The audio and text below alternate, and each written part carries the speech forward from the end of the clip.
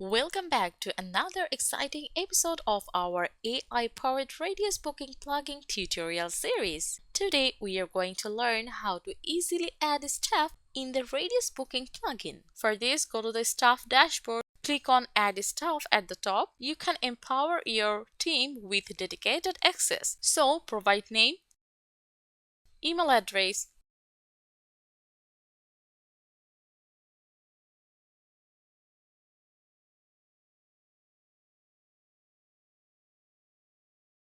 phone number, and for the profile image, select your required staff picture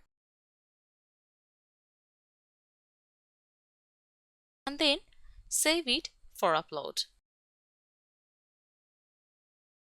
Furthermore, you can also select or create any user for your WordPress user. And then do not forget to select your time zone.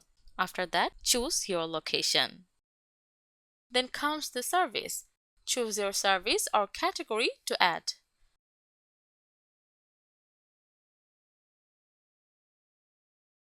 If you want, you can assign multiple services together.